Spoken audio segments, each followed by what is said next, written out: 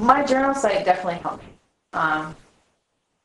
It's just one of those things when you want to say something and there's no one there to talk to and you want to say it anyway, it's very cathartic. It's out there.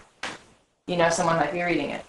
And maybe they won't respond to you, but to me, it's sort of, I learned a lot in college about the Wiccan religion and paganism and things like that. A lot of my friends were pagans, and a large thing about that was releasing things to the universe. You would have an intent, you would write it down, you would burn it and let it go, or you would bury it and let it go. It was out there. You took it out of yourself and put it to go where it went. And to me, it's sort of the same feeling. You write something and then you share it. And if you wanted to get rid of it, in a way, you just kind of did.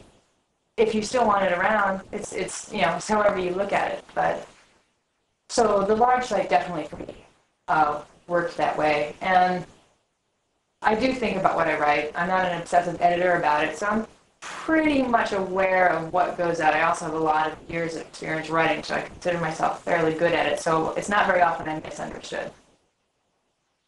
Have you ever kind of after the fact said, well, gee, I wish I hadn't written that, or maybe like 5 years down the road, are you going to say, well, maybe now that I've changed this way, because obviously the site is static, and yet you're going to constantly change. Yeah, people will do that. They'll read something from 3 years ago and have an immediate reaction to it and go, oh my God, I can't believe you did XX. And if you've read like another year, you find out that I learned to do XXXX. Actually, I have taken things down and replaced them, but that usually happens within 24 hours, where I should have followed the rule to always wait 24 hours before you post something, which is true in letters, that's true in email. If you're upset or you have a strong emotion, I always think it's better to just chill out for 24 hours before you share it.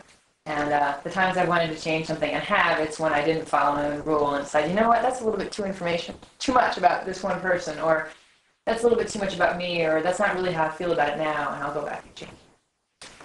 Do you ever look back and think, well, why did I write that? Or is it kind of, are you used to, at this point, having an open life where a lot of people that you may not even know are able to read it? And was that kind of strange to get used to at the beginning? Yeah, I'm used to it. Yeah, all my archives are up there. I've never taken them down. There are sections I don't go back and read because they were particularly painful periods, and I just don't feel like reliving them. But I know that at the time when I was writing, it helped me greatly to be sharing. For every person who writes back to something and says, you're being totally stupid, there's like 3 people who goes, you know what, I know exactly what you're talking about because this happened to me, X. And you learn that you're not alone, and there are other people who are going through the same stuff, human condition, right? So, but it's very reassuring to hear other people have survived through something you're going through. That doesn't necessarily mean I want to go back and relive it, so to speak.